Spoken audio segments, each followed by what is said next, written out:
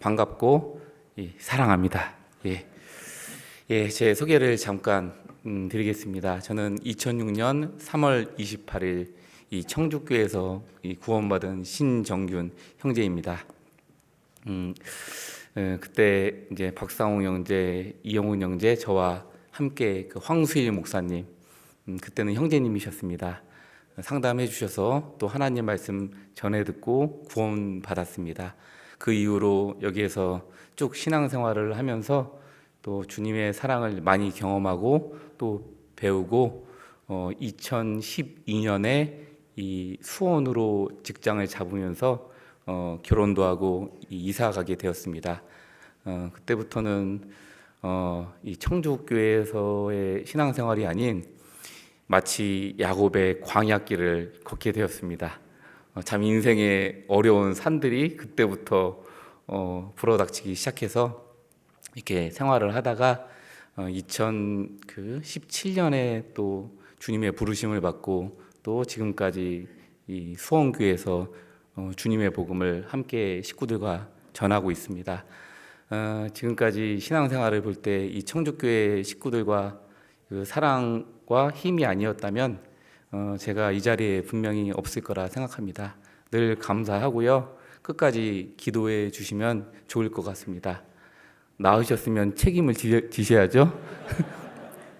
계속 기도해 주시고 저도 그 은혜를 입은 만큼 이 청주교회 식구들을 위해서 같이 기도하고 또 돕도록 하겠습니다. 함께 기도하겠습니다. 사랑과 은혜가 충만하신 우리 아버지 하나님 감사드립니다. 세상 소망 없이 살다가 죽어 멸망받을 영혼들이었지만 주님의 크신 긍휼과 자비로서 우리를 살려주셨습니다. 이제 그 십자가의 사랑을 깨달은 주의 일꾼으로서 만민에게 복음을 전하며 또 주님의 영광을 위한 삶을 살아갈 수 있도록 역사해 주시옵소서. 오늘 주일 청주교회 식구들 주의 말씀 들으려고 한자리에 모였습니다.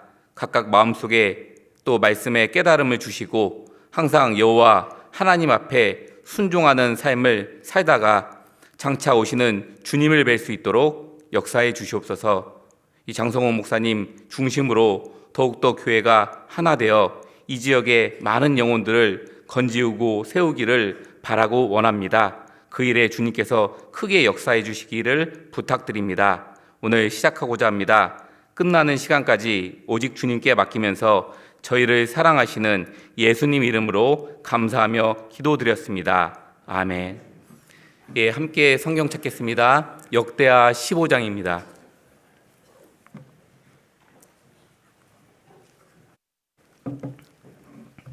역대하 15장 1절부터 2절 말씀입니다. 역대하 15장 1절부터 2절 말씀.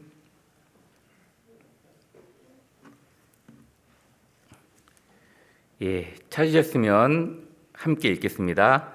하나님의 신이 오뎃의 아들 아사랴에게 임하심에 저가 나가서 아사를 맞아 이르되 아사와 및 유다와 베냐민의 무리들아 내 말을 들으라. 너희가 여호와와 함께하면 여호와께서 너희와 함께하실지라.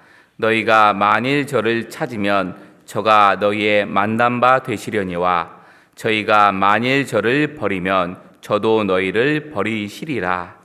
여기 2절 중반부에 보면 너희가 만일 저를 찾으면 저가 너희의 만난 바 되시려니와 너희가 만일 저를 버리면 저도 너희를 버리시리라. 여기 저가 누구일까요? 여호와 하나님을 말합니다. 저를 찾으면, 하나님을 찾으면 너희의 만난 바 되어 주실 것이다.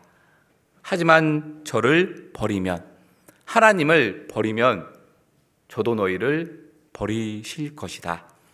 그의 백성이 하나님을 등지게 되면 망할 것을 말씀하셨습니다. 그러면 여호와를 찾으면, 이것은 어떠한 모습을 말하는 걸까요?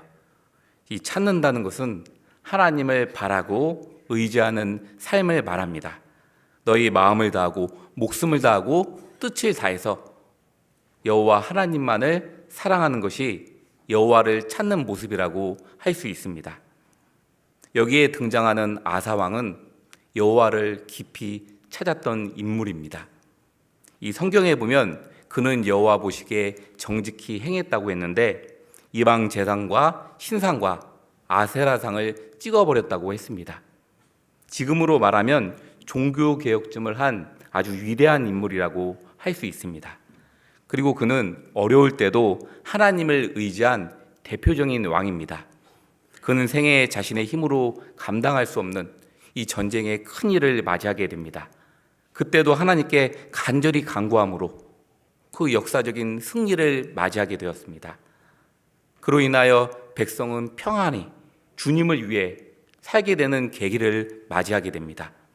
그 외에도 아사는 자신의 백성이 하나님을 잘 섬길 수 있도록 하나님의 나라를 위해서 물질을 쏟아붓고 자신의 열정을 쏟아붓는 아주 선한 일을 행하게 됩니다. 이 정도만 말해도 그는 아주 훌륭한 왕이고 믿음의 왕이고 하나님의 진정한 일꾼이라고 할 수 있습니다. 그런데 아이러니하게도 나머지 6년간의 삶은 정반대의 삶이 기록되어 있습니다. 그의 말년은 하나님을 의지하지 않고 세상을 의지하는 것으로 바뀌어 버립니다. 이방왕 베나닷이라는 왕을 의지해서 전쟁의 위기를 모면하고자 합니다. 이뿐 아니라 그는 하나님의 선지자의 큰 견책을 받습니다. 그때도 충분히 돌이킬 수 있었음에도 돌이키지 않습니다. 끝까지 자신의 소위로 행하다가 결국 전쟁에서 패배하게 되고 결국 징계를 받아 죽을 때조차 그는 돌이키지 않았습니다. 이것은 우리에게 있어서 아주 큰 교훈을 준다고 생각합니다. 누구든지 처음은 순수하고 정직하며 이 열심을 다해 할 수 있다는 거죠. 처음은 누구든지 뜨겁고 이 마음이 변하지 않을 것 같으며 자신은 평생 여호와 하나님께 충성할 수 있을 것만 같습니다. 지금 언급된 아사왕도 41년간의 이 생애 중 35년간을 주님을 위해 충성되이 살아갔습니다. 그는 참으로 열정적이게 긴 기간 주님만을 위해 살아갔습니다. 하지만 나머지 6년간의 삶은 그러하지 못했습니다. 하나님께 불순종하고 세상적이게 살다가 생애를 마감하게 되는 비참한 결과를 맞이했습니다. 그렇다라는 말은 수십 년을 충성을 다한 아사마저 그러한 말년을 보낼 수 있었다면 나라는 작은 사람은 마지막까지 충성을 다하고 열정을 다하다가 살아계신 하나님을 만난다는 것은 이 장담할 수 없는 일이라고 생각합니다. 그래서 우리는 아사의 생애를 통해서 어떻게 하면 주님 오시는 날까지 내가 충성을 다하며 초심을 지키며 여호와 하나님만을 찾고 구하며 살아갈 것인지, 무엇이 하나님이 기뻐하시는 모습이며 또 과연 하나님의 영광을 위한 삶은 어떠한 삶일지 이것들을 중심으로 생각해보는 시간을 갖겠습니다. 그러면 가장 먼저 우리가 하나님을 찾아야 하는 이유부터 생각해 보겠습니다. 우리가 하나님을 찾아야 하는 이유, 그것은 주님께서 먼저 우리를 찾아주셔서 그렇습니다. 우리는 세상을 살면서 방황하다가 결국은 죽어야 할 죄인들이었습니다. 그 끝은 심판이고 거기에서 건져줄 자 아무도 없었습니다.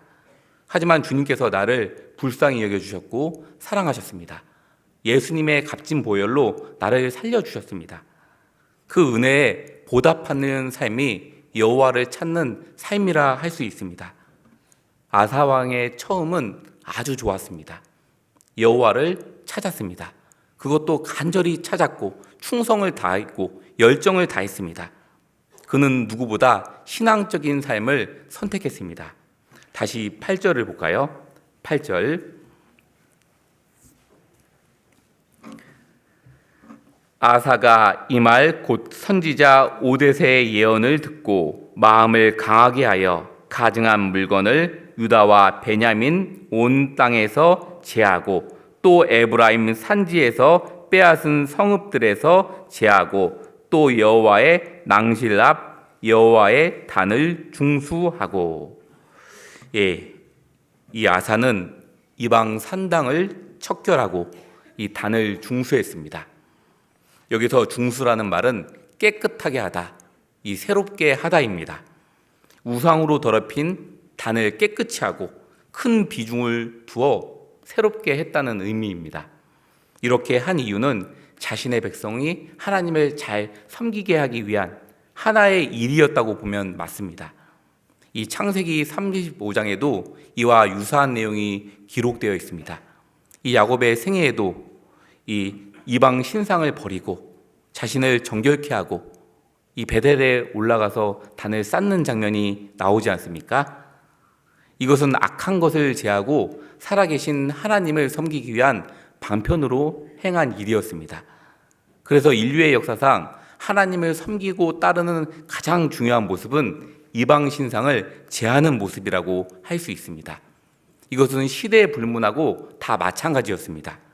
이 마태복음 6장에는 한 사람이 두 주인을 섬기지 못할 것이니 혹은 이를 미워하고 저를 사랑하거니와, 한 사람이 두 주인을 동시에 섬길 수 없다고 하셨습니다.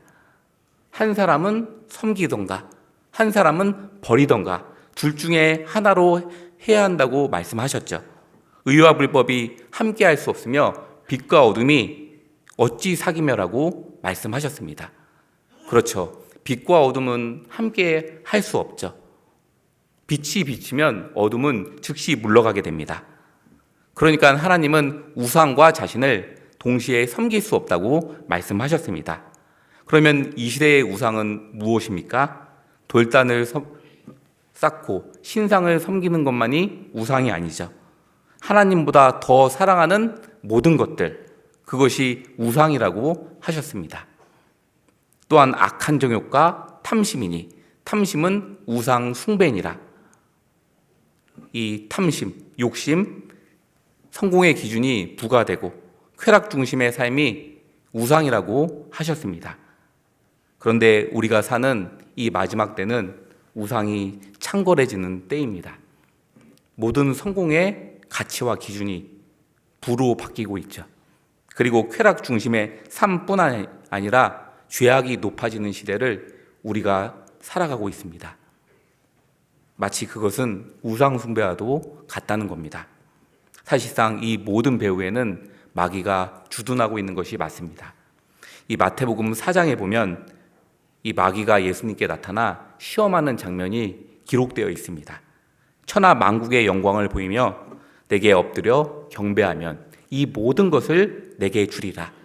그러한 말로써 예수님을 미혹하게 되죠. 그때 마귀가 한 말이 내게 굴복하면, 내게 엎드리면 그 모든 것을 주겠다.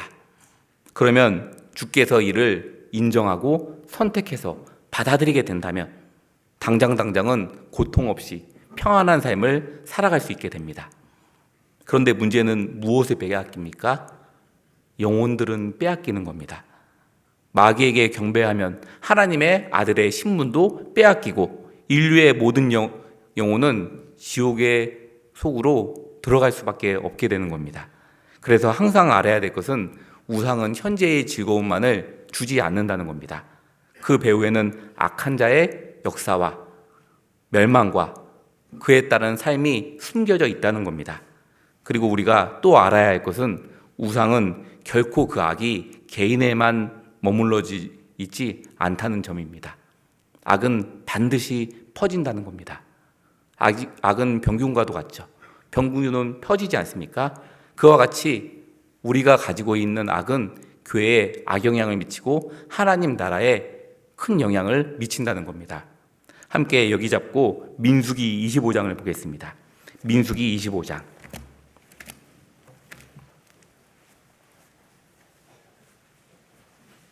민수기 25장 4절부터 5절입니다.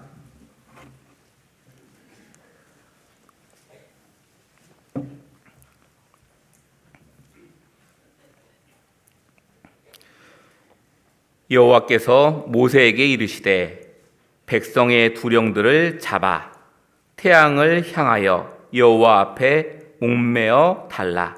그리하면 여호와의 진노가 이스라엘에게서 떠나리라. 모세가 이스라엘 사사들에게 이르되 너희는 각기 관할하는 자 중에 바알브올에게 속부속한 사람들을 죽이라 하니라. 여기 하나님께서는 모세에게 백성들의 두령을 죽이라고 말씀하십니다. 이 원어에 보면 두령들 앞에 모든이라는 단어가 기록되어 있습니다. 이 모든 두령을 잡아서 죽이라. 그것은 진노가 얼마나 컸음을 우리에게 가르쳐주고 있습니다. 그런데 이를 근절시키라고 하는 이유는 그들의 음행과 다른 신을 섬기는 그것이 이 이스라엘 가운데 독버섯처럼 퍼질 것이 분명하기 때문에 그렇습니다. 그러면 장차 어떻게 되겠습니까? 그들의 후손은 망하게 되고 나라도 망하게 되고 그 모든 것은 심판을 초래할 수밖에 없게 되는 겁니다. 만일 그들의 죄악을 그대로 두면 결국 하나님을 잃어버리게 되고 그 끝은 멸망이 찾아올 수밖에 없게 된다는 거죠. 그런데 여기서 문제는 이스라엘은 그 두령을 죽였지만 그 진노가 멈춰지지 않았다는 사실입니다. 왜 그랬을까? 여기 7절을 보겠습니다. 25장 7절.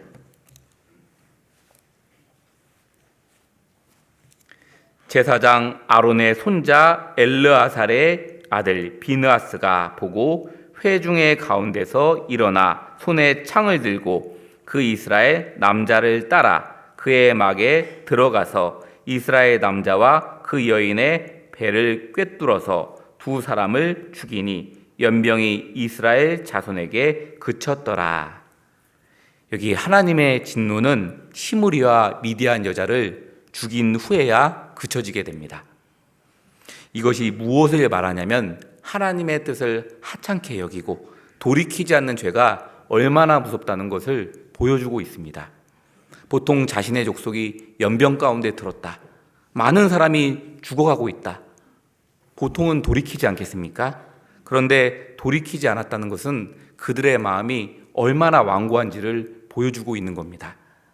하나님 입장에서 이들의 죄를 내버려 둔다면, 그대로 방치해 버린다면 또다시 나라가 위태로워지고 그 죄는 퍼져나가고 그것은 큰 문제가 될 것이 분명하기 때문에 그들을 척결하기까지 그 심판을 거두지 않으셨다고 생각하면 맞습니다. 이걸 보면 우상을 어떻게 제해야 될지를 교훈받을 수 있습니다. 이 악은 한두 개쯤 버린다고 해서 끝날 일이 아니라는 거죠. 악은 모든 모양이라도 버리라는 주의 말씀처럼 악은 내 삶에 있어서 모든 것을 근절시키는 것이 합당하다는 말입니다. 사실상 죄에 대해서 대처하는 모습은 내가 어떻게 대응하느냐에 따라 이 개인의 신앙뿐 아니라 교회의 성결과 나라의 운명까지 이 결정되는 중요한 사안이라고 볼 수 있습니다. 내가 하나님을 위해 거룩한 삶을 살아갈 수 있다면, 내 모든 악을 제할 수만 있다면 복음의 역사는 날로 흥왕해질 것이 분명할 겁니다. 하지만 죄를 가볍게 여기나 아니면 악을 고의적으로 고집하거나 그렇게 한다면 그때부터 주님은 역사하지 않으십니다. 주님은 확실한 것은 깨끗한 그릇을 사용하십니다. 집에는 그릇이 있을 때 보통 무엇을 사용합니까? 은이나 금그릇만 사용하는 것이 아니죠. 그 안에 아무리 좋은 그릇이어도 오물이 묻어 있다면 그것을 닦고 나중에 사용하자. 우리는 그렇게 말을 합니다. 주님도 마찬가지죠. 주님은 깨끗한 그릇을 사용하시죠. 잘나고 멋있고 능력 있는 그런 사람만을 사용하는 것이 아닙니다. 무엇보다도 거룩하고 악을 제하고 우상 숭배하지 않고 주님만을 향한 열정을 위해 살아가는 사람들을 사용하신다는 겁니다. 당대의 아사는 이것을 잘했습니다. 어느 정도로 잘했냐면 그는 악의 여지로 남는 것을 모조리 패해버리는 삶을 살아가는 결단력이 있었습니다. 그래서 나라는 평안했고 백성 또한 본을 받았습니다. 여기 다시 역대하 15장 16절을 보겠습니다. 역대하 15장 16절.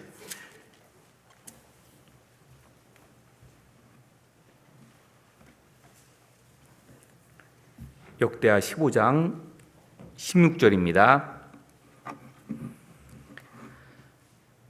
아사의 왕 모친 마아가가 아세라의 가증한 목상을 만들었으므로 아사가 그 태우의 위를 폐하고 그 우상을 찢고 바 기드론 시내가에서 불살랐으니. 여기 아사는 우상 척결에 있어서 이 어머니라고 할지라도 예외로 두지 않습니다. 그것을 모조리 폐해버립니다. 그는 가증한 우상을 만드는 일을 용납지 않았습니다. 그런데 이것은 당대의 쉬운 일은 아니었습니다. 자신의 어머니를 폐위시킨다. 이것은 도덕적으로나 법률적으로나 정치적으로나 손해가 컸을 가능성이 높습니다. 그런데 이 모든 것을 뒤로하고 나는 하나님의 백성이 우상으로 물드는 것을 용납할 수 없다. 내 생애에는 결탄코 그러한 일은 일어나지 않을 것이다. 이것이 그에게는 확고했습니다. 그래서 하나님의 법에 순종하는 과감한 모습을 그는 보였습니다. 우상을 다 모조리 제해버리는 일을 했습니다. 이로써 나라는 어떻게 되었습니까? 큰 축복을 받고 하나님 안에서 평안을 누리게 되었습니다. 그러한 전장이 없는 아주 편안한 그러한 삶 속에서 기쁨을 누리며 살아갔습니다. 그러니까 한 사람으로 말미암아 나라가 잘 되고 자신도 잘 되고 많은 사람들이 복을 받는다는 것을 알 수 있죠. 여기 14장 11절을 보겠습니다. 역대하 14장 11절.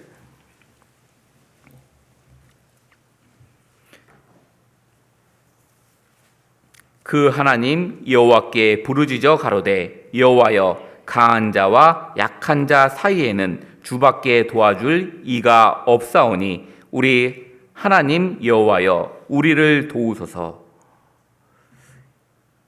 우리가 주를 의지하오며 주의 이름을 의탁하옵고 이 많은 무리를 치러 왔나이다. 여호와여 주는 우리 하나님이시오니 원컨대 사람으로 주를 이기지 못하게 하옵소서 하였더니. 이 아사는 전쟁의 날에 기도했던 왕입니다. 지금 말씀해 보면 강한 자와 약한 자 사이에 도와줄 리가 주밖에 없다. 자신의 연약함을 인정하고 있습니다. 이 강한 자와 약한 자 사이에서 주님께만 매달리는 것은 여호와를 찾는 모습이 맞습니다. 사람이 너무 큰 일을 맞이하게 되면 자신의 힘으로는 도저히 감당할 수 없음을 깨닫게 되지 않습니까? 그럼에도 불구하고 자신의 지혜를 끝까지 믿는 사람이 있는가 하면 자신을 굴복시켜서 하나님께 맡기고 의탁하고 살아가는 사람들이 있습니다. 하지만 그는 주를 의지해서 살아갔다는 겁니다. 그 결과 어떻게 되었을까? 나라는 대승리를 맞이하게 됩니다. 도저히 이길 수 없는 전쟁을 이기는 것으로 그 역사가 나타나게 되었습니다. 그래서 여호와를 찾는다는 것은 무엇이냐? 어떠한 상황에도 주만 바라고 간절히 기도하고 의지하는 모습을 말합니다. 그래서 골로새서 4장에는 말씀하셨죠. 기도를 항상 힘쓰고 기도에 감사함으로 깨어있으라. 기도에 항상 힘쓰라고 하셨습니다. 항상 때때로 수시로 힘을 쓰라고 하셨습니다. 힘쓰라는 것은 대충대충 하라는 것이 아니죠. 끊임없이 자신을 굴복시키고 어렵더라도 애써서 하라는 의미입니다. 그러면 엄청난 힘이 공급되게 되고 그 응답이 이루어지는 역사를 볼 수 있게 되는 겁니다. 그러므로 기도는 내가 오늘 해 마라 그렇게 말할 것이 아니라는 거죠. 기도는 내가 반드시 해야 하는 일이라고 할 수 있습니다. 그래서 사무엘은 말하지 않습니까? 너희를 위하여 내가 기도하는 그것을 쉬는 죄를 범하지 않겠다. 이렇게 말하는 이유는 기도에는 능력이 들어가 있어서 그렇습니다. 그것은 여호와를 찾는 모습이고 그의 힘을 의지하는 모습이 된다는 겁니다. 아사는 이것을 잘했습니다. 기도함으로써 여호와를 찾는 일을 잘했습니다. 어려운 상황이 있을지라도, 자신이 이겨낼 수 없는 전쟁이 있을지라도 오로지 기도하는 일에 창념했던 왕이 아사 왕입니다. 한 아이가 자신의 힘으로 넘어갈 수 없는 그러한 일을 만납니다. 그것은 선한 일이었습니다. 그 일을 어떻게 할까? 발을 동동 구르다가 아파하고 크게 부릅니다. 그래서 아빠가 도와줘서 그 선한 일을 해냈습니다. 이것은 참 예쁜 모습이죠. 내가 주님 앞에서 부르는 일, 그 구하는 선한 일은 정말로 잘하는 일입니다. 모든 성도는 이것을 잘해야 할 필요가 있습니다. 왜냐하면 우리가 구하는 대부분의 것이 무엇입니까? 내가 육신적으로 잘 되게 해달라고, 그러한 쾌락 중심의 삶을 살게 해달라고 구하는 사람은 거의 없겠죠. 대부분 구하는 것은 무엇입니까? 마귀에게 사로잡혀서 아직 구원받지 못한 내 사랑하는 가족들, 이웃들, 그들이 빨리 건짐을 받기를 원하실 겁니다. 그런데 이 중요한 기도를 막는 것이 마귀이고 우리의 육신입니다. 이를 부추기는 마귀는 우리가 이길 수 없습니다. 그래서 마귀를 강한 자다, 용이다, 그렇게 표현하지 않습니까? 용은 인간이 이길 수 없는 짐승입니다. 그래서 공중의 권세 잡은 자 마귀, 그의 역사, 나의 육신, 이것을 뛰어넘는 것은 기도밖에 없다는 뜻입니다. 실제 우리가 건져야 될 영혼들은 거대한 산과도 같습니다. 그들을 우리의 힘으로 건지기란 도저히 불가능합니다. 얼마나 높은지 넘어가도 때로는 끝이 보이지 않죠. 말씀을 한 번 들려주는 것도 쉽지 않은 일이고 여러 번 들려줘도 구원받지를 못할 때를 많이 봅니다. 그럴 때일수록 우리는 어떻게 해야 될까? 포기하지 않고 더욱더 간절히 주님 앞에 매달리는 수밖에 없다는 겁니다. 이 누가복음 22장에 보면 주님께서 십자가를 지시기 전에 간절히 기도하는 모습이 성경에 기록되어 있습니다. 아버지여, 만일 아버지의 뜻이거든 이 잔을 내게서 옮겨 주십시오. 그러면서 내 원대로 마옵시고 아버지의 원대로 되기를 원한다는 제목의 기도를 올리셨습니다. 그런데 그것을 올리신 이유가 무엇이었습니까?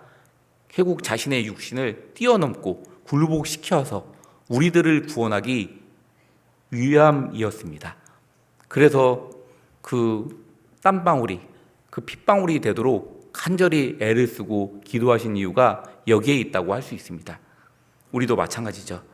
주님 앞에서 주님을 찾고 또 그 영혼을 찾는 모습은 무엇이냐? 간절히 기도하는 겁니다. 끊임없이 매달리는 겁니다. 이 아사는 처음에 이것을 잘했습니다. 풀리지 않는 인생의 의문적인 일들, 넘을 수 없는 전쟁들, 이것을 하나님께 간절히 의지하고 매달렸습니다. 그래서 그는 평생의 하나님의 도우심을 상당히 많이 경험했습니다. 이 역대하 15장을 보겠습니다. 역대하 15장 11절.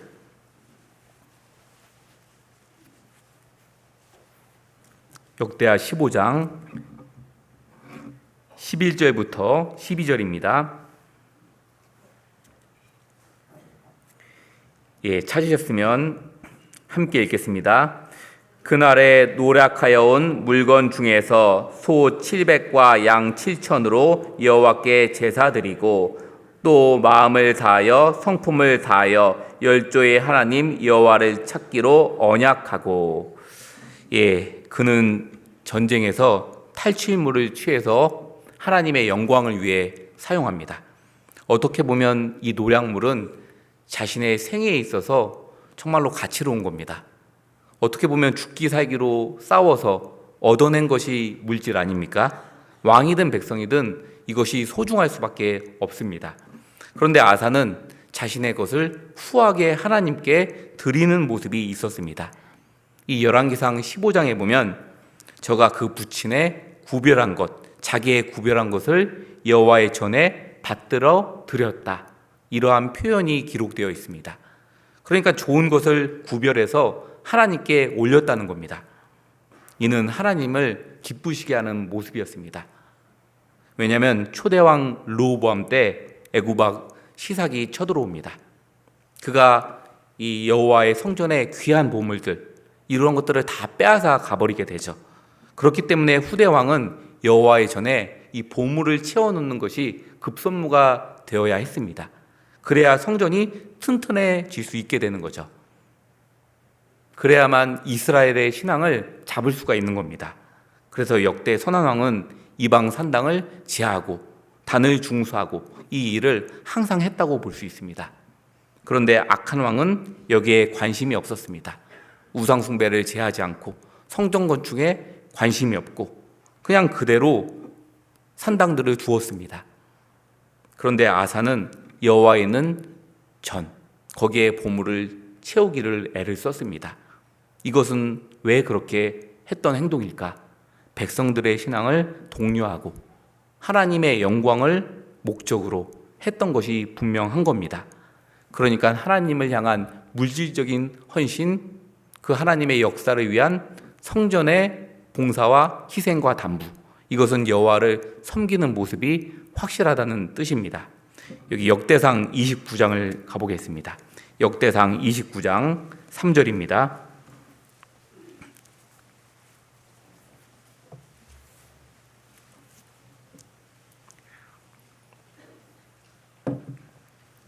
역대상 29장 3절부터 4절입니다.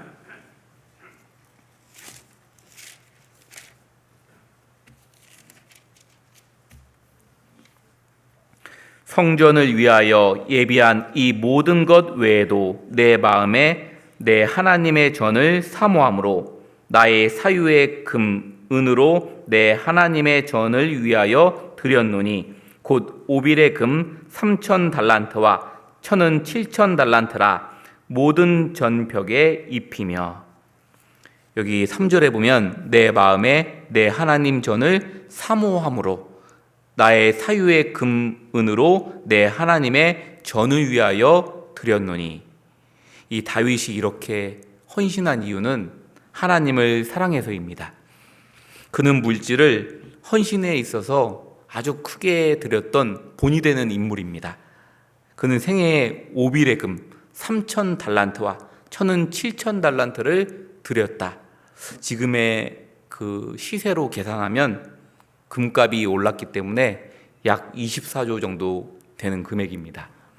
그런데 그것 아십니까? 현재의 금의 90%는 1900년도 이후에 나온 겁니다. 그때부터 채굴의 기술이 발달해서 대량 생산이 가능해졌습니다. 그래도 한 돈에 100만 원 가까운 거죠. 과거에는 훨씬 더 귀했던 겁니다. 그런데 그 모든 것을 하나님의 전에 다윗이 드렸다. 이것은 하나님을 사랑하지 않고서는 할 수 없는 일입니다. 그는 왕이기 때문에 누가 시켜서 한 것이 아니죠. 자신에게 자율권이 있었습니다. 움켜쥐려고 한다면 얼마든지 움켜쥘 수 있었던 거죠. 그는 자원하는 마음으로 즐겁게 하나님께 드렸습니다. 자신의 소유를 과감하게 드림으로 훗날 성전에서 일어날 역사를 보고 드렸던 것이 분명합니다. 그래서 고린도후서 9장에는 각각 그 마음에 정한 대로 할 것이요 인색함으로나 억지로 하지 말지니 하나님은 즐겨내는 자를 사랑하시느니라, 그렇게 말씀하셨습니다. 왜 하나님은 물질을 즐겨내는 자를 사랑하신다고 말씀하셨을까? 하나님이 돈이 없어서가 아니죠. 전지전능한 분이 물질이 필요할 일이 없습니다. 돈은 누가 필요합니까? 내 원하는 것을 하기 위해서 필요한 것이 물질입니다. 하지만 하나님은 전지전능한 분이시죠. 모든 것을 다 할 수 있는 분입니다. 그러므로 돈이 필요 없습니다. 그런데 즐겨내는 자를 왜 사랑하신다고 말씀하셨을까? 그 물질에는 사랑이 들어가 있어서 그렇습니다. 물질은 자신의 땀과 노력으로 수고해서 얻은 것이 맞지 않습니까? 10,000원도 결코 작은 금액이 될 수 없고 피땀 흘려야 얻어지는 소득입니다. 이를 얻기 위해서 육체적으로 고생해야 되고 생활해야 되고 치이는 일, 고생스러운 일, 내가 하고 싶은 것을 다 할 수 있는 것도 물질을 통해서 할 수 있습니다. 그런데 그러한 쾌락과 모든 즐거움이 포함되어 있는 물질, 수고로운 물질을 하나님을 위해 드릴 수 있다. 이것은 하나님을 사랑하지 않고서는 할 수 없는 일입니다. 보통 부모들이 자녀를 교육시킵니다. 그럴 때 돈이 많이 들어가죠. 그런데 아까워하는 부모를 제가 거의 본 적 없습니다. 저 자식에게 상당히 많은 돈이 들어가네. 이거 아깝다. 이렇게 하면서 교육시키는 분들 하나도 없죠. 그런데 남의 자식에게 수백만 원, 수천만 원 들여서 도와줘 보라고 해보십시오. 그러면 그거 하기 힘듭니다. 억지로 해도 그날 잠을 못 자겠죠. 그런데 내 자식은 하나도 안 아깝습니다. 줘도 미안하고 더 주고 싶고 모자라고 항상 그렇죠. 왜 그렇습니까? 사랑해서 그런 겁니다. 그러니까 물질 생활이 하나님 앞에 온전하고 내가 가진 그것을 하나님께 돌릴 수 있다. 이것은 주님을 사랑하는 사람이 확실합니다. 그래서 헌금할 때도 의무감으로 하는 것이 아니라 하나님을 사랑하는 마음으로 후하게 드리는 것이 맞습니다. 아사는 이것을 잘했습니다. 노력하여 온 물건 소 700과 양 7천을 하나님께 드렸습니다. 그리고 은과 금도 구별해서 하나님께 드렸습니다. 이것은 여호와를 찾는 모습이고 하나님이 기뻐하시는 모습이라고 할 수 있습니다. 그는 물질적인 헌신, 육신적인 헌신 다 했습니다. 그리고 그는 우상 숭배를 척결했죠. 그리고 전쟁의 날 기도했습니다. 그리고 우상 숭배도 다 제했습니다. 여기까지만 들어봐도 그는 정말로 훌륭한 왕이죠. 41년간의 생애를 어떻게 살았는지를 우리는 요약해서 생각해 볼 수 있습니다. 그런데 안타깝게도 그렇게 훌륭한 위인일지라도 정말로 탁월한 믿음을 가진 자일지라도 그의 초심을 지킬 수 없었다는 겁니다. 역대하 16장을 보겠습니다. 역대하 16장.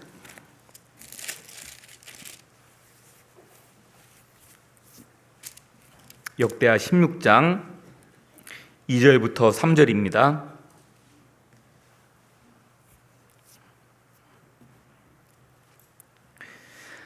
아사가 여호와의 전 곡간과 왕궁의 곡간에 은금을 취하여 다메섹에 거한 아람 왕 벤하닷에게 보내며 가로되 내 부친과 당신의 부친 사이에와 같이 나와 당신 사이에 약조하자.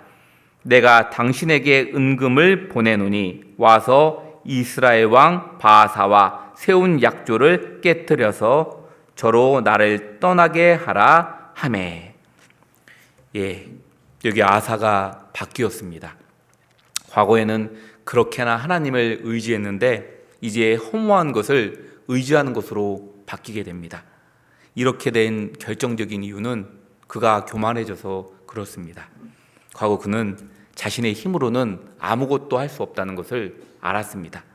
그래서 하나님께 기도했고 낮은 마음으로 하나님께 매달렸고 바르게 사는 모습이 그에게 있었습니다.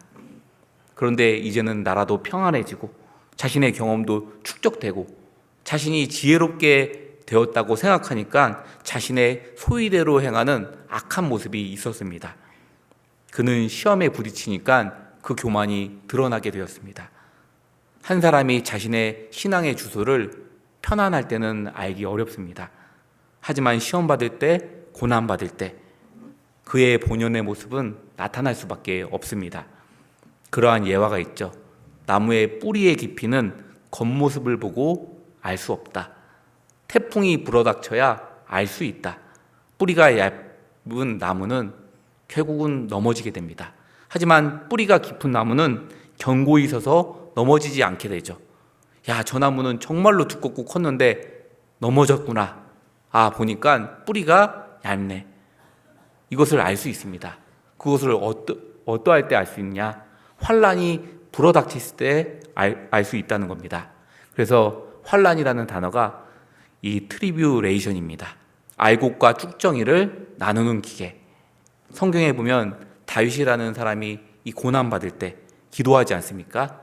참으로 신앙적인 삶을 선택합니다. 어려울 때 하나님을 간절히 의지하고 매달리고 정직하게 살아가죠. 그런데 궁중에 있을 때는 편안했습니다. 아무런 문제가 없었다면 그의 믿음은 탁월했구나. 자기 자신도 스스로 내가 꽤 괜찮구나. 백성도 다 인정해 줬을 겁니다. 그런데 환난 때 엎드려지니까 그 믿음이 보이는 것이 다가 아님을 증명하게 되었습니다. 굉장히 큰 부끄러움을 당하게 되죠. 그러면 아사 왕은 무슨 일로 그 부끄러움을 당하게 되느냐? 사람을 두려워하는 일로 넘어지게 돼서 그렇습니다. 이 잠언 29장에는 분명히 말씀하셨죠. 사람을 두려워하면 올무에 걸리게 되거니와 여호와를 의지하는 자는 안전하리라. 사람을 두려워하면 올무에 걸린다. 즉 짐승을 잡아 죽이는 올무에 걸린다고 했습니다. 그것은 영적인 죽음을 당하는 것으로 생각해 볼 수 있죠. 하지만 여호와를 의지하면 안전하리라. 왜냐하면 하나님께서 도와주실 것이기 때문에, 하나님께서 힘 주실 것이기 때문에 그 사람은 안전해질 수 있다는 겁니다. 그런데 아사는 바아사라는 인물을 두려워했습니다. 그 두려워한 결과 평강이 깨지고 믿음의 한계가 드러나고 흔들려 버렸습니다. 그리고 악을 행하기 시작합니다. 그는 자신이 살기 위해서 여호와의 전에 있었던 보물을 꺼내서 그에게 바치게 됩니다. 그는 가진 물질을 의지했고 한날 죽을 사람을 의지했습니다. 그는 위기의 상황을 외교와 자신의 지혜로 모면해 보려는 세상적인 모습으로 바뀌게 됩니다. 그 의지하는 대상이 하나님이 아닌 세상으로 바뀌었습니다. 그러면 그는 어떻게 되었을까요? 그 전쟁 때 과연 어떻게 됐을까? 승리했습니다. 어떻게 보면 패배했을 것 같은데 잘 됐죠. 망하게 된 것이 아닌 극복을 했습니다. 그러면 어떻게 이러한 일이 생겨날 수 있게 될까? 여기 7절을 보겠습니다. 7절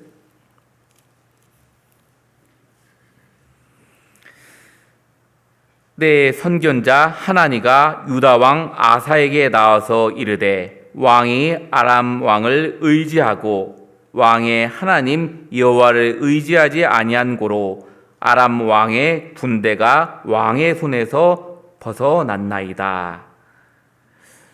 여기 하나님의 선지자 하나니가 꾸짖습니다.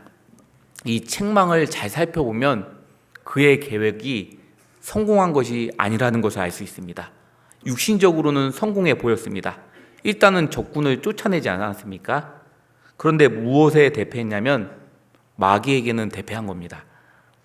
지금 이 선견자가 무엇을 말하냐면 왕이 아람 왕을 의지해서 그 군대가 왕의 손에 벗어났나이다. 이게 무슨 말이냐면 과거에 이 왕은 하나님을 의지해서 구스 사람과 룻 사람의 연합 군대도 이겨냈습니다. 그런데 지금은 오히려 한 것이 아무것도 없습니다. 그냥 일시적으로 사람의 힘을 빌려서 잠시 잠깐 쫓아낸 것뿐입니다. 이 하나님은 아사의 과거를 회상시키면서 왕이 하나님을 의지할 때 어떠한 축복을 받았는지, 어떠한 힘 있는 인생을 살아갔는지를 일깨워주고 있습니다. 그런데 지금은 어찌하여 자신을 믿고 다른 왕들처럼 사람을 의지해서 그 일을 극복하는 모습을 취하냐 이겁니다. 그렇죠. 그는 과거에 큰 연합군도 이겼던 아주 강대한 왕입니다. 지금으로 치면 도저히 이길 수 없는 군대를 진멸시키는 선한 왕이었습니다. 하나님께 의지해서 순종했다면 지금 전쟁은 아무것도 아니었습니다. 그런데 그는 자신의 지혜를 빌리고 물질을 빌리고 사람을 의지했죠. 결국 승리를 취할 수 없었습니다.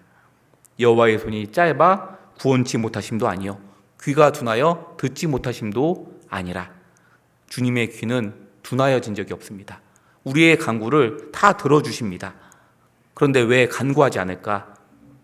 그것은 결국 자신의 교만함과 강인함이 모든 시야를 가려버리고 하나님께 매달리는 모습을 없애버린 것이 분명합니다.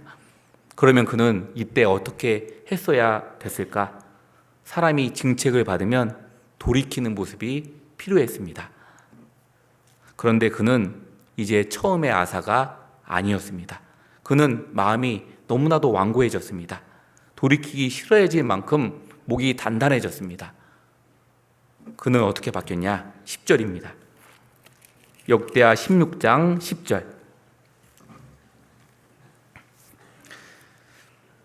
아사가 노하여 선견자를 옥에 가두었으니 이는 그 말에 크게 노하였음이며 그때 아사가 또 몇 백성을 학대하였더라. 이 아사는 초심을 완전 잃어버리게 됩니다. 처음에는 그렇게 하나님을 두려워하고 순종했던 그가 이제 주의 뜻을 선포하는 선견자를 가두어 버립니다. 참 신기하죠. 주의 말씀이라면 물불을 가리지 않고 어머니마저 폐위시키고 우상을 척결했던 그가 이제 선지자까지 가두며 백성들까지 학대하는 이상한 행동을 보이게 됩니다. 이걸 보면 야, 정말 이 아사가 처음에 그 아사가 맞느냐, 이러한 의문까지 들곤 합니다. 이것은 어느 누구도 변할 수 있음을 우리에게 가르쳐주고 있습니다. 사람이 잘 될 때는 내가 변할 거다, 장차 바뀔 거다, 초심을 잃어버릴지도 모른다, 그렇게 말하면 별로 와닿지 않습니다. 아사가 흥황할 때 당신이 나중에 타락할 수 있다, 그렇게 말한다면 뭐라 하겠습니까? 나는 절대로 그렇게 살지 않겠노라, 아니면 내가 조심하겠노라, 뭐 근엄하게 말하지 않겠습니까? 내가 정말로 그리로 간다고 생각하는 사람 별로 없습니다. 그러나 초심은 지키는 것보다 잊는 것이 훨씬 더 쉽고 훨씬 더 많다는 점입니다. 그 히브리서 11장에 믿음장에 기록한 인물이 많습니까? 믿음은 아무나의 것이 아님이라. 결국 초심을 지키는 것은 정말로 어려운 일이죠.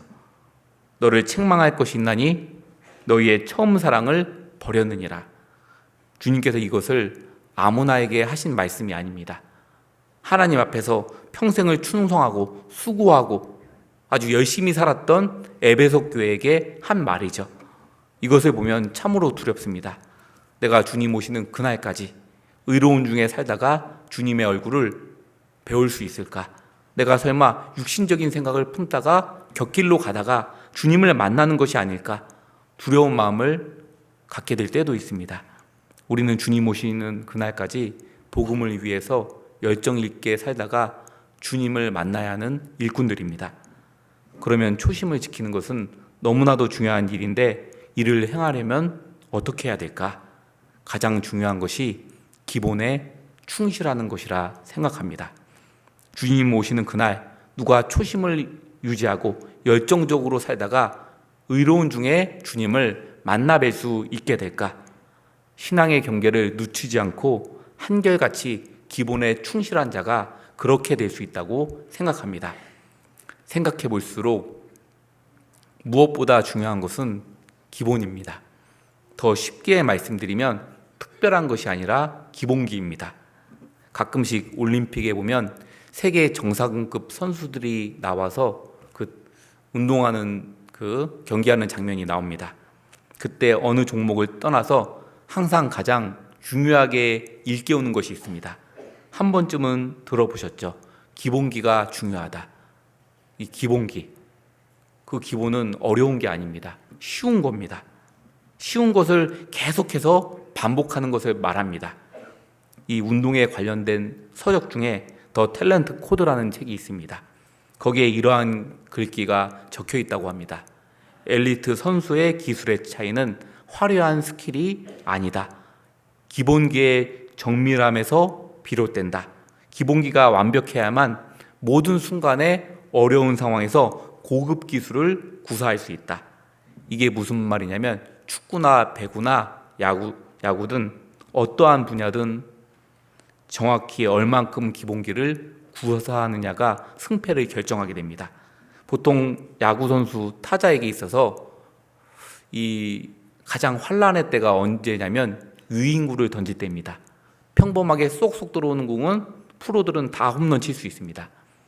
그런데 아래로 뚝 떨어지는 곳, 끝에 살짝 걸치는 공, 자신의 유인하는 공, 이것은 치는 것이 결코 쉽지 않습니다. 프로들도 어렵죠. 그래서 프로들은 항상 어떠한 것을 연습하냐면 기본을 연습합니다.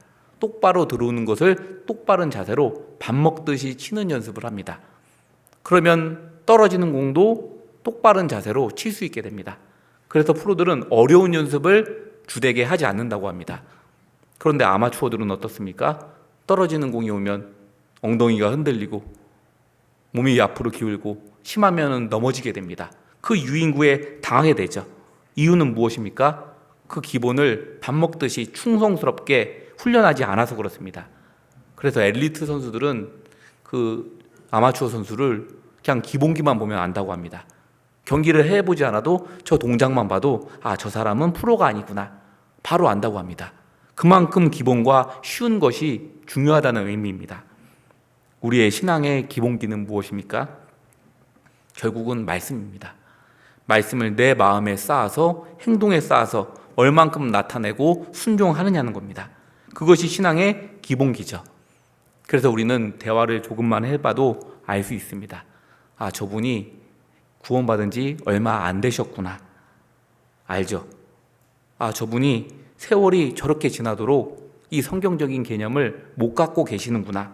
기본기를 전혀 쌓아놓지 않았구나. 바로 알아볼 수 있습니다. 그래서 우리의 모든 기본기는 말씀입니다. 평상시 나의 몸과 마음에 무엇을 쌓아야 될까? 말씀을 계속해서 쌓아야 합니다. 하나님의 말씀은 좌로나 우로나 치우치지 않는 삶을 살게 해주죠. 정도로 가게 하는 힘을 공급해 주십니다. 어떠한 환난에도 흔들리지 않고 넘어지지 않게 해주는 그 초월적인 힘이 말씀 안에 있습니다. 사람이 평상시에는 곁길로 가지 않습니다. 유혹받을 때, 환난의 때 항상 그리로 가게 되는 거죠. 평상시에 쌓은 말씀이 그 사람을 보호해 준다는 의미입니다. 한결같은 정로로 가는 그 사람은 평상시에 말씀을 잘 쌓았구나. 곁길로 가는 사람은 평상시에 말씀을 잘 쌓지 않았구나. 이렇게 생각해 보면 틀림없이 맞습니다. 그래서 우리는 생을 살면서 가장 중요하게 여기는 기본, 그것은 내 말씀에, 내 마음에 말씀을 쌓는 모습이라고 할 수 있습니다. 저는 상담을 하다 보면 가끔씩 신앙의 문제로 찾아오는 분들을 보게 됩니다. 이러한 어려움을 참 이겨내야 될 것 같습니다. 저는 지금 흔들리고 있습니다. 그 모든 상담과 교제의 마무리는 결국 말씀을 충분히 읽고 기도하라는 것으로 마무리하게 됩니다. 이것은 어떠한 전도인도 마찬가지입니다. 왜 그러냐면 거기에 모든 해결책이 들어가 있어서 그렇습니다. 사람이 몸이 아프면 결국 입맛이 떨어집니다. 그래도 어떻게든 먹죠. 왜 먹냐면 결국 아프고 더 아파서 사람이 죽기 때문에 그렇습니다. 하지만 한 술이라도 뜬다면, 한 끼라도 먹는다면 그 사람은 언젠가는 회복되게 되죠. 사실상 사람이 한 번 아프면 계속 아파서 죽을 수도 있지 않습니까? 그런데 큰 병이 아닌 이상 그렇지 않습니다. 다 회복됩니다. 영적인 부분도 마찬가지죠. 마음이 높아지고 세상적이게 된 모든 이유는 말씀이 부족해서입니다. 내가 지금 말씀을 취하는 그 생활이 잘 되고 있는지, 그의 말씀에 순종하고 있는지 이것을 점검하는 자세가 필요합니다. 이것이 초심을 지키기 위한 중요한 수단이 되는 겁니다. 그런데 만일 이 기본적인 훈련을 등한시 여기고 답을 다른 데서 찾는다면, 뭔가의 어떠한 자신의 개인적인 노하우나 노력이나 여기에서 찾으려고 한다면 그것은 한계에 부딪힐 수밖에 없습니다. 결정적일 때에 자기의 미약함을 나타낼 수밖에 없게 되는 거죠. 따라서 주의 말씀을 내 마음에 가득 쌓고 말씀을 사모하는 자세로 매일매일 듣는 훈련이 우리에게 필요하다는 겁니다. 지금 여기에 계신 분들은 수년간, 수십 년간 말씀을 쌓아온 분들이 많으실 겁니다. 우리는 주일 말씀뿐 아니라 회별 모임, 구역 모임, 조모임, 상당히 많은 모임을 함께 하고 있죠. 그런데 참으로 신기한 것은 말씀을 사모하여 함께한 분들은 다 바뀌었다는 겁니다. 이것이 기적입니다. 저도 10년간 이 수원교회에서 신앙생활을 하면서 꾸준히 함께 말씀에 같이 한 분들, 그분들 중에 안 바뀐 분들을 단 한 사람도 보지 못했습니다. 다 시간 지나면 야, 저분 다 조금씩 바뀌어져 있구나. 저도 모르지만 바뀌어져 있구나. 이것을 생각하게 됩니다. 제가 이 청주교회에서 구원받고 5년차 있다 갈 때쯤에 어떤 한 자매님이 말했습니다. 그 형제님 그래도 많이 바뀌셨네요. 옛날에는 그렇게 강했었는데 그래서 좀 부드러워졌다. 가서 더 두들겨 맞아서 더 부드러워졌습니다. 예전에는 말도 거침없이 함부로 하고 싶은 말 딱딱질해서 말도 잘했습니다. 그런데 이제는 훨씬 더 두려워지고 하나님 앞에서 조심해야 될 것이 상당히 많습니다. 그러니까 항상 하나님의 말씀에 힘이 있다는 거죠. 따라서 여호와를 찾는 모습은 무엇이냐? 주의 말씀을 사모하는 모습입니다. 이는 틀림없이 여호와를 찾는 모습이 맞습니다. 모임을 사모하고 찬양을 사모하고 간증을 사모하고 봉사를 사모하는 것은 여호와를 찾는 모습이 맞습니다. 이로써 우리의 신앙생활은 굳건히 설 수 있는 것이 확실합니다. 여기 잡으시고 시편 119편입니다. 시편 119편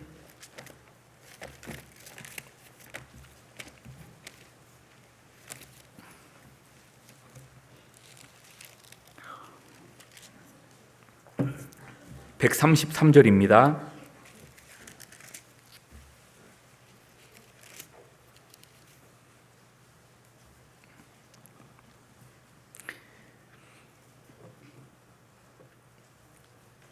찾으셨으면 함께 읽겠습니다. 나의 행보를 주의 말씀에 굳게 세우시고 아무 죄악이 나를 주장치 못하게 하소서. 초심을 지키려면 행보를 끊임없이 말씀 위에 두고 가져가는 겁니다. 말씀을 취했으면 이후에 순종하고 그 걸음을 가져가 보는 것입니다. 그러면 죄와 멀어지고 마귀로부터의 승리를 거머쥐게 됩니다. 사람이 누구든지 살다 보면 타성해졌습니다. 육신이 있는 사람은 누구라도 일이 반복되면 지루해지고 게을러지고 하는 것이 육신의 본성입니다. 따라서 부지런히 순종해서 인생을 살지 아니하면 그 사람은 반드시 퇴보할 수밖에 없다는 겁니다. 이 사무엘하 11장에 보면 다윗의 생애에 실수하는 장면이 나옵니다. 다윗이 해가 돌아와서 왕들의 출전할 기약이 가까웠는데 다윗은 예루살렘에 그대로 있으니라. 평소 때 같으면 그는 열심히 전쟁했겠죠.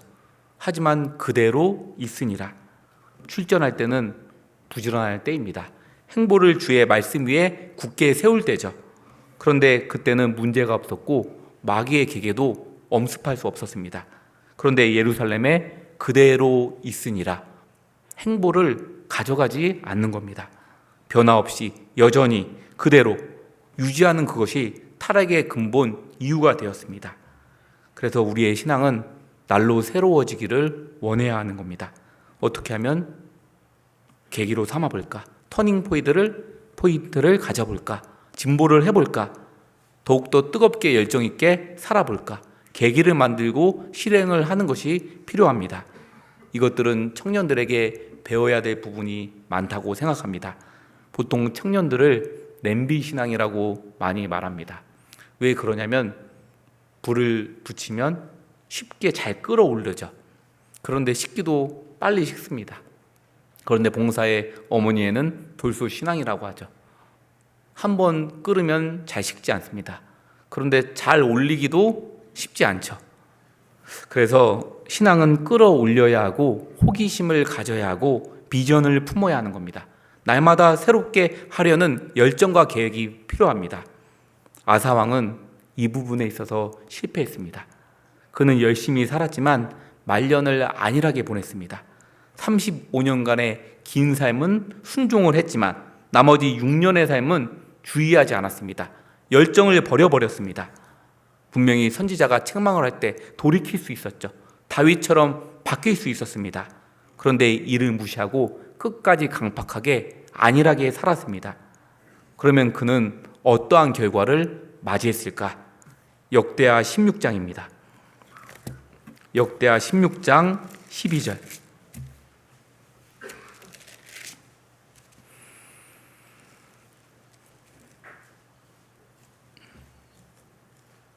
역대하 16장 12절입니다. 아사가 왕이 된 지 39년에 그 발이 병들어 심히 중하나 병이 있을 때에 저가 여호와께 구하지 아니하고 의원들에게 구하였더라. 그는 마지막 순간까지 여호와를 찾지 않습니다. 징계와 책망에도 돌이키지 않습니다. 심지어 그가 얼마나 돌이키기를 싫어했는지 징계로 병이 죽을 때에도 의원을 의지하는 모습을 나타내게 됩니다. 그가 매우 강팍해졌다는 증거입니다. 대체로 사람이 중병에 들게 되면 그때라도 그 모습을 바꾸게 됩니다. 이것이 통상적입니다. 그 악한 왕 므낫세도 징계를 받고 돌이켜서 은혜를 받지 않습니까? 돌이키면 악한 자에게도 은혜가 주어지게 되었습니다. 이것이 하나님의 섭리고 하나님의 자비하심입니다. 그런데 아사는 그때에도 돌이키지 않습니다. 끝까지 자기가 하고 싶은 대로 불순종의 걸음을 취하게 됩니다. 그래서 여호와를 찾는 것은 무엇이냐? 회개의 신앙을 속히 갖는 겁니다. 실수할 수 있으나 돌이켜야 하고 넘어질 수 있으나 일어서야 합니다. 그것이 여호와를 부르고 찾는 모습이 되는 것이 맞습니다. 다윗은 넘어졌지만 돌이켰죠. 뉘우쳐서 첫사랑을 회복하고 죄인들에게 주의 행사를 전파했으며 결국 끝까지 주님을 헌신되이 섬기다가 주님을 만나게 되었습니다. 그래서 내 마음에 합한 자다. 그것은 결국 회개가 아니면 이룰 수 없는 모습이었죠. 삼손도 마찬가지입니다. 넘어졌습니다. 하지만 돌이켰죠. 첫사랑을 회복했습니다. 그래서 살았을 때 이 죽인 자보다 죽었을 때 죽인 자가 훨씬 많았습니다. 살았을 때 그 오랜 기간보다 짧은 단기간 내에 더 많은 사람을 죽였다는 거죠. 그래서 때로는 신앙생활의 오랜 기간보다 중요한 것은 열정적으로 끝까지 마무리를 잘하다 가는 것이 훨씬 더 중요할 수 있다는 겁니다. 그러면 누구든지 믿음의 사람으로 기록될 수 있다는 겁니다. 하지만 아사 왕은 그 부분에 있어서 실패를 했습니다. 그는 하나님의 견책에도 불구하고 돌이키지 않았습니다. 오히려 선지자를 감옥에 가두어 버리고 백성들까지도 핍박하는 그러한 모습을 취합니다. 그래서 잠언 15장에는 말씀하셨죠. 도를 배반하는 자는 엄한 징계를 받을 것이요 견책을 싫어하는 자는 죽을 것이라. 도를 배반하는 것, 그것은 징계라고 했습니다. 하지만 견책 싫어하면 그것은 죽음이다. 훨씬 강한 표현이죠. 아사 왕은 인생 중에 이 말씀이 임했습니다. 그는 심판을 받았죠. 사람이 실수할 수 있어도 견책을 받는 것을 게을리하면 안 됩니다. 말씀으로 견책받고 또한 형제자매의 권면으로 견책받아야 합니다. 우리 주변에는 말씀을 전하는 전도인이 있습니다. 그리고 그 주변에는 형제자매님들이 의롭게 살아가고 있습니다. 그들은 하나님의 사자가 돼서 나에게 하나님의 메시지를 전해주는 자들입니다. 지금까지 신앙생활하면서 주님이 강림하셔서 음성이 나서 나를 고치신 분들은 아무도 없을 겁니다. 다 하나같이 말씀으로 깨닫고 못 깨달으면 인생 채찍, 막대기 붙여주시고 형제자매를 통해서 하나하나 깨달아가는 것이 신앙생활입니다. 그런데 그 견책을 받는 일에 귀를 기울이지 않는다. 나는 내 소위대로 살아가겠다. 그러면 내가 무엇이 부족한가를 알 수 없습니다. 자칫 잘못하면 교만한 사람이 될 수 있고 형제 위에 올라설 수 있고 독단적인 사람이 될 수 있습니다. 그러면 신앙은 반드시 내리막길을 피할 수 없습니다. 그래서 상황은 어려울 수 있지만 우리는 항상 견책을 들어야 합니다. 그리고 그 견책을 잘 들어서 수용해서 내 모습을 바꿔야 합니다. 그것이 여호와를 찾는 모습이라고 할 수 있습니다. 역대하 14장 6절입니다. 역대하 14장 6절.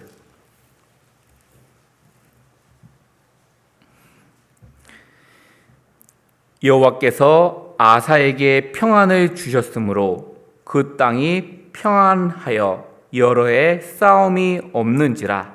저가 견고한 성읍들을 유다에 건축하니라. 여기 여호와를 찾았을 때의 결과는 무엇이냐면 평안입니다.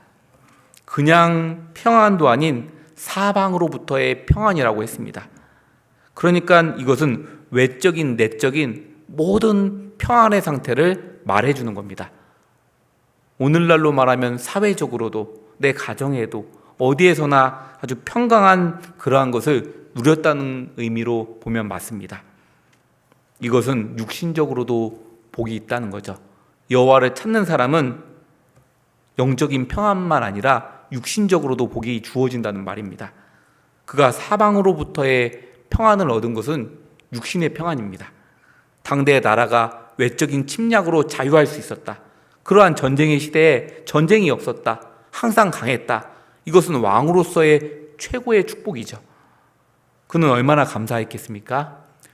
백성이 평안한 것을 보고 자기 자신이 기뻐했을 겁니다. 자신도 하나님에 대한 응답을 경험함으로 신앙적인 삶을 살아감으로 아주 기뻤을 겁니다. 하나님을 향한 기도와 응답, 믿음의 결과, 이로써 찾아오는 마음의 큰 안식, 이것은 그 무엇과도 바꿀 수 없는 굉장한 기쁨이었을 겁니다. 그래서 항상 생각해야 될 것은 진정한 평안은 주님 안에서 순종을 함으로써 얻어질 평안이라는 겁니다. 이것을 우리는 기억해야 합니다. 사실상 세상이 주는 낙과 즐거움은 일시적일 때가 많습니다. 이 욥기 20장에 보면 악인의 이기는 자랑도 잠시요 사곡한 자의 즐거움도 잠깐이라 했습니다. 죄의 즐거움은 잠깐이라는 거죠. 이제 말씀 잠깐 후에 끝나지 않습니까? 그 후에 보면 그 시간은 아주 짧습니다. 우리가 주 밖에서 혹은 육신적으로 살아가는 모든 즐거움은 잠깐이다. 그것은 결코 좋은 것이 아님을 우리에게 말씀하셨습니다. 그래서 악한 자가 승리하고 이것이 잘 되었다 한들 그 인생의 기쁨은 오래가지 못합니다. 메뚜기도 한철이죠. 항상 잠깐인 겁니다. 그 낙은 잠시 후 좀 먹듯이 사라지고 그 웃음은 애통으로 바뀌고 후회로 바뀔 것이 분명합니다. 그런데 하나님께서 주시고자 하는 평안은 이와는 다릅니다. 사람이 먹고 마시고 수고하는 가운데서 힘력으로 낙을 누리게 하는 것보다 더 나은 것이 없나니 이것도 본즉 하나님 손에서 나는 것이로다. 사람이 먹고 마시며 수고하는 가운데 하나님께서 분복으로 주시는 기쁨들이 있습니다. 하지만 이것보다 한 차원 높은 낙이 있다고 하셨습니다. 이것은 하나님의 손에서 나는 것이로다. 주님께서 주시는 최고의 기쁨이 따로 있음을 말씀하셨습니다. 우리는 신앙생활하면서 이것을 다 누려보셨을 겁니다. 하나님 앞에 순종함으로 말미암아 그 응답이 이루어지고 내 사랑하는 가족들과 주변 영혼들이 건져지고 나는 그 시험 받는 것을 뛰어넘어서 순종하며 인생을 살아가고 그 안에서 누렸던 축복과 기쁨은 말로 표현할 수 없었습니다. 그것은 인생에 담대함을 주고 아주 충성스러운 기쁨을 주고 하나님 앞에 큰 아주 자신감 있이 복음을 위해 살아가게 되었을 겁니다. 그런데 그 기쁨을 포기한 것은 잘한 것 같아도 지나고 보면 잘못했다. 다 잘된 것 같아도 지나고 보면 잘된 것이 아니구나. 이것을 모두 다 느끼셨을 겁니다. 그 뒤에는 슬픔과 애처로움, 많은 것이 오랜 기간 걸리는 아주 힘든 상황이 맞을 겁니다. 그래서 주님께서 나에게 주시고자 하는 기쁨은 진정한 평강과 안식이라는 것을 알아야 합니다. 이 역대하 15장 7절을 보겠습니다. 역대하 15장 7절.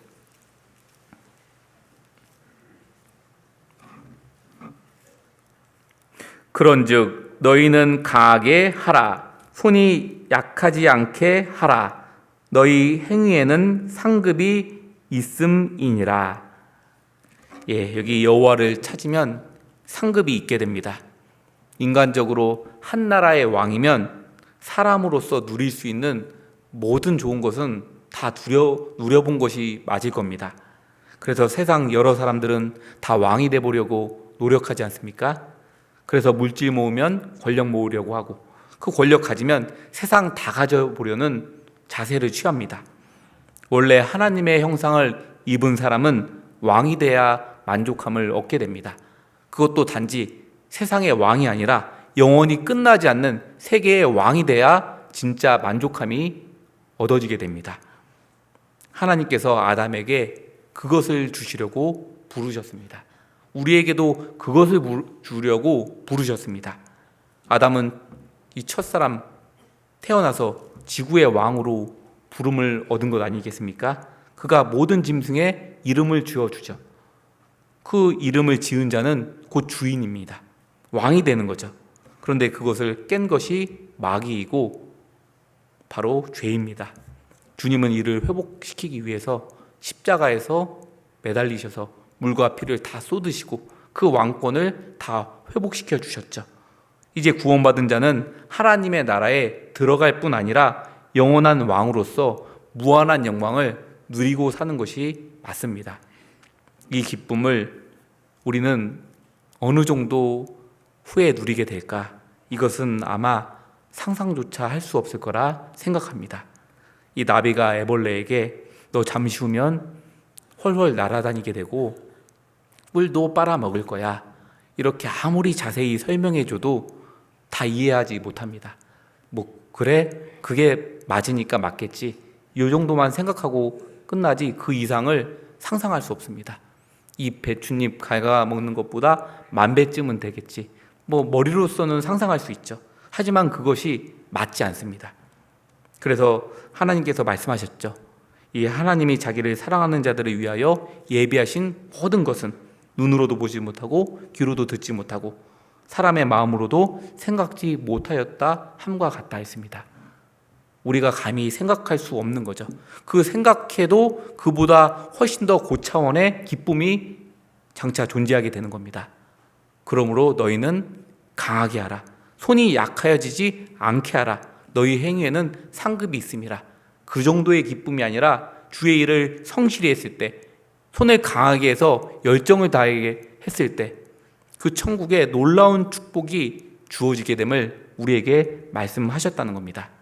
그래서 우리는 주의 일을 부지런히 하는 것이 필요하리라 생각합니다. 여기 9절입니다. 15장 9절.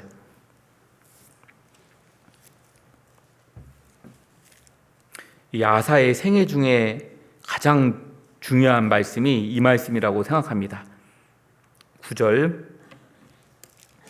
찾으셨으면 함께 읽겠습니다. 또 유다와 베냐민의 무리를 모으고 에브라임과 므낫세와 시므온 가운데서 나와서 저희 중에 우구하는 자를 모았으니 이는 이스라엘 사람들이 아사의 하나님 여호와께서 그와 함께 하심을 보고 아사에게로 돌아오는 자가 많았음이더라. 여기 아사 왕이 열심히 하나님을 찾은 결과는 북이스라엘 지파가 돌아오는 것으로 그 결과가 나타나게 되었습니다. 그들이 돌아온 이유는 한 가지죠. 여기 그가 하나님의 말씀을 따라서 살아서 그렇습니다. 지금 말씀해 보면 이스라엘 사람들이 아사의 하나님 여호와께서 그와 함께 하심을 보고 아사에게로 돌아오는 자가 많았다고 하지 않았습니까? 여기 보면 아사의 하나님이라는 것은 그가 동행했다는 것을 말해주고 있습니다. 그리고 그와 함께 하심을 보고 뭡니까? 하나님의 역사인 겁니다. 아사가 순종하구나. 아사가 하나님의 법을 지켰구나. 그러니까 저러한 평안은 없네. 진정한 기쁨 가운데 살아가는 것이 바로 저 모습이네. 나도 저렇게 살고 싶어 하고 돌아오게 됐다는 거죠. 이는 순종하는 그에게 하나님이 보여서 그렇습니다. 하나님이 눈을 일깨워서 그것을 보게 만들어 주십니다. 이것은 성경의 뿐 아니라 대대로 우리의 역사 가운데 입증되고 있는 사실입니다. 성경에도 보면 아비멜렉과 군대 장관 비골이 이삭에게 찾아와서 화평을 청하기를 원하면서 여호와께서 너와 함께 계심을 우리가 분명히 보았으므로라고 하지 않습니까? 하나님은 볼 수 없는데 도대체 무엇을 본 겁니까? 이삭이 용서의 사람의 자세를 취하니까 이것은 하나님이 계신 것이 분명하다. 이것을 느끼게 된 겁니다. 요셉에게도 이와 같은 표현이 기록되어 있죠. 그 주인이 여호와께서 그와 함께 하심을 보며라고 했습니다. 보디발은 안 믿는 사람인데 분명히 봤다고 했죠. 요셉의 뒤에 있는 하나님을 느꼈던 겁니다. 결국 돌아오는 것은 하나님과 함께 하심을 보는 자가 돌아오게 되는 겁니다. 하나님은 순종하는 자와 함께 하셔서 그렇습니다. 저도 여기 청주교회에 오기 전날까지 상담을 했습니다. 그런데 상담을 하고 그 한 대학생, 젊은 청년이 구원받고 이제 우리 교회에 확실히 나오게라고 오늘 아침에까지 답장이 왔습니다. 그런데 그 상담을 한 것보다 더 중요한 것은 그 인도자의 그 모습과 또 인도함을 받는 사람의 간증이었습니다. 그 인도함을 받는 분이 한 말이 자기의 친구가 뼈대가 튼튼했다는 겁니다. 자기는 기존에 의지했던 어떤 사람과도 이제 나누어지게 되고 여러 가지 정신적인 고통, 아픔들이 찾아왔던 겁니다. 그래서 마음이 싱숭생숭하고 참 힘든데 자기 친구만은 늘 뼈대가 견고하게 서 있다는 겁니다. 같은 하나님을 믿는데 왜 다를까 생각해 본 겁니다. 그러면서 나도 저 하나님을 알고 싶다. 그러면서 말씀을 DVD로 듣게 되고 저와도 상담을 하고 나중에 이제 구원도 받게 되었습니다. 그러면 그 모든 것의 뒤에는 무엇이 있느냐? 그 인도자, 하나님의 사람과 동행하는 사람이 있다는 것을 알 수 있습니다. 그래서 우리가 하나님을 찾고 찾아야 하는 이유가 여기에 있다고 생각합니다. 결국 가장 먼저는 하나님이 우리를 찾아주셔서 그렇습니다. 그러하기 때문에 은혜에 보답하는 마음으로 우리는 찾는 것이 필요합니다. 그리고 다른 한 가지는 우리를 통해서 더 많은 자들이 주님께 돌아와야 하기 때문에, 하나님을 봐야 하기 때문에 우리는 주님을 찾는 생활을 해야 한다고 생각합니다. 오늘은 아사의 생애를 통해 교훈받았습니다. 아사의 잘한 점은 하나님을 의지해서 기도하고 우상을 척결하고 자신의 모든 소유로 하나님을 섬기고 이뿐 아니라 어머니를 폐위시키서라도 우상 숭배의 삶을 살지 않겠다. 그 결단력이 아사의 선한 삶을 이끌어갔다고 보는 것이 맞습니다.